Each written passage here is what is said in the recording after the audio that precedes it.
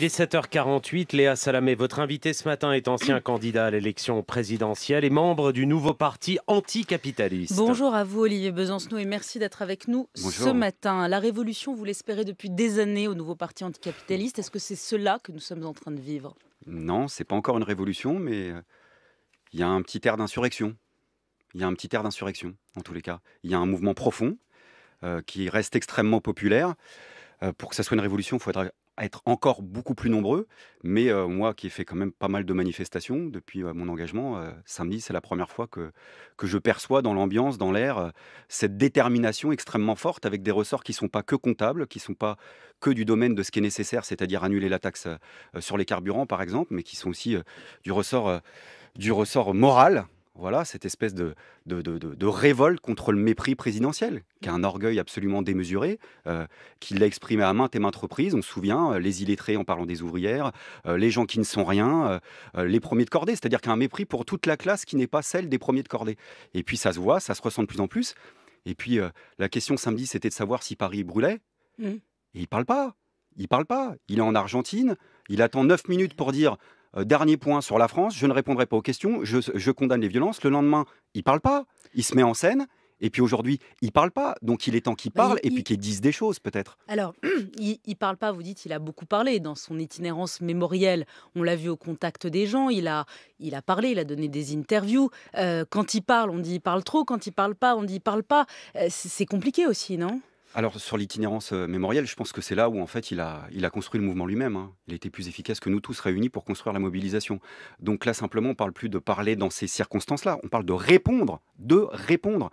Il y a eu de la casse, il y a eu des pillages. Pour moi ça Alors, c'est pas la méthode révolutionnaire. Mais il faut que chacun comprenne une chose parce que ça c'est quelque chose qui était très présent dans les rues. C'est qu'il y a une partie de ceux et celles qui se mobilisent depuis maintenant 3 semaines, qui sont fatigués, qui veulent aller à l'Élysée. Il a pendant des mois expliqué: «Venez me chercher». ouais.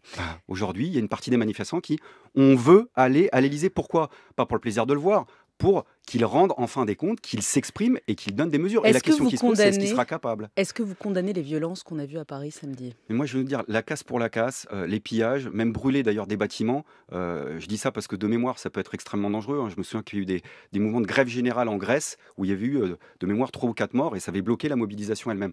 Donc ça, voilà, pour moi, c'est pas ça la Donc vous révolution. condamnez. Non, Je veux dire, j'approuve pas. Voilà, maintenant, si vous voulez le mot condamner, puisque les mots mais ont un non, sens. mais pardon, l'Arc de Triomphe pris Oui, d'assaut, une Marianne saccagée, les murs tagués, oui. est-ce que ça vous choque, vous, Olivier Besancenot, Voilà, oui ou non? alors, ce qui me choque, par exemple, là, on a parlé j'ai entendu de profanation de la République. Hier, il y avait des représentants du gouvernement qui étaient là pour essayer de laver ce qui s'était passé samedi, à célébrer avec des représentants d'une association pour la mémoire de Bonaparte le 2 décembre 1851. Des représentants du gouvernement qui étaient présents sous l'Arc de Triomphe hier pour l'anniversaire du coup d'État de Louis-Napoléon Bonaparte du 2 décembre D'accord, vous 1851. répondez pas à ma Si, question. je vais Non. vous dire, là, mais bien sûr que moi je vous réponds, ça, c'est pas une profanation de la République? Le coup d'État de Louis-Napoléon Bonaparte, célébré par le pouvoir public actuel, c'était la fin d'une République. D'accord, je vous Donc, demande je vous si le l'Arc dis, de je vous le Triomphe tagué avec Macron d'émission, la flamme du soldat inconnu, quasiment prise d'assaut puis protégée par je les viens de gilets vous jaunes, répondre. une mariage saccagé, est-ce que ça vous choque, oui ou non? Je viens de vous le répondre, je désapprouve ça, ça ne me parle pas. Voilà, maintenant, puisque vous me parlez de condamner, je condamne Emmanuel Macron. Il est responsable de tout ce qui se passe actuellement, du fait qu'il y ait cette mobilisation et du fait qu'elle dure. Alors, vous savez, il y a la violence visible, c'est vrai, des flammes, c'est visible, des taxes, c'est visible, et puis il y a cette violence invisible qui est ressentie par des millions de personnes. Et ça va au-delà de ceux qui manifestent, au-delà de ceux qui sont mobilisés dans les Gilets jaunes. Et d'ailleurs, pour ça qu'aujourd'hui, la responsabilité, c'est que, comment dire, il y a quelque chose à la fois d'exaltant dans ce qui se passe, parce qu'il y a des millions de personnes qui reprennent goût à la politique au bon sens du terme. Il y a en même temps quelque chose de dramatique, c'est qu'on se passerait bien du degré de tension où moi je place la responsabilité du côté du pouvoir. Donc la question, c'est de gagner et de gagner au plus vite. La balle est dans le camp du mouvement ouvrier maintenant, du mouvement ouvrier. Pour gagner, parce qu'on parlait d'ère de mai 68, en mai 60. Moi, qu'il y ait des barricades, de temps en temps, ça ne me dérange pas, pour rien vous cacher. Mais en mai 68, j'étais pas là, mais si j'ai bien compris, il n'y avait pas que des barricades. Il y avait un mouvement de la jeunesse et il y avait des millions de grévistes. Ce qui manque actuellement, c'est qu'on soit des millions, au moins une journée, et c'est l'appel, j'allais dire un peu solennel, c'est très prétentieux que je voudrais lancer ce matin, mais en tous les cas, en direction des organisations du mouvement ouvrier, et notamment syndicales, même si je sais qu'a priori, c'est pas mon domaine, c'est qu'au moins une journée, on s'arrête tous et toutes au moins une Donc vous journée. demandez une journée de grève, c'est ça? Une journée de grève générale, mais dans ce sens-là. Donc pas une mobilisation samedi prochain, mais une journée de non, grève. mais en plus des mobilisations actuelles. Mais vous avez entendu la police. Les syndicats de policiers disent on est épuisés, on est à bout, on a peur du quatrième acte. Est-ce que vous l'entendez ça aussi? Mais qui s'adresse au gouvernement? Parce que de toute façon, on est dans une situation, vous comprenez bien que ce n'est pas les forces de l'ordre qui vont pouvoir régler cette situation. On ne va pas demander aux forces de l'ordre de contrôler une situation qui est devenue de toute façon incontrôlable. Et si, par malheur, je ne voudrais pas qu'ils nous écoutent ce matin, si par malheur Emmanuel Macron prenait enfin la parole pour nous annoncer l'état d'urgence, on ne ferait rajouter que de l'huile sur le feu. Et ne me reposez même pas la question de la semaine prochaine de savoir qui je condamne, ce sera lui par avance. Donc là, on ne peut régler cette situation que politiquement. Vous vous appelez à une grève générale. Les Gilets jaunes, et on l'a entendu toute la journée d'hier, sont assez divisés. Les revendications sont très diverses et parfois opposées entre ceux qui veulent continuer à dialoguer, qui vont aller tout à l'heure à Matignon voir Édouard Philippe, ceux qui disent il ne faut plus dialoguer, ceux qui disent on veut la démission de Macron, ceux qui disent il faut une dissolution, ceux qui demandent des revendications parfois contradictoires entre dénoncer l'assistanat et... Donc si vous voulez, qu'est-ce qu'on fait maintenant? Puisque c'est très divers quand même, c'est assez baroque. C'est un mouvement tout à fait hétéroclite, vous avez raison. Donc qu'est-ce qu'il faut faire? Il faut gagner. Et c'est pour ça que si le mouvement social et le mouvement des Gilets jaunes se regardent en chien de faïence encore pendant des jours et des jours, on n'y arrivera pas. Il faut être plus nombreux pour gagner. Ce n'est pas la population et les ronds-points qu'il faut continuer à bloquer, c'est l'économie et les institutions. Parce que c'est le seul moyen. Moi, j'ai l'impression qu'Emmanuel Macron ne va pas le convaincre simplement avec des bons arguments. Peut-être que je me trompe. Alors, il y a deux possibilités sur le fait qu'il ne s'exprime pas.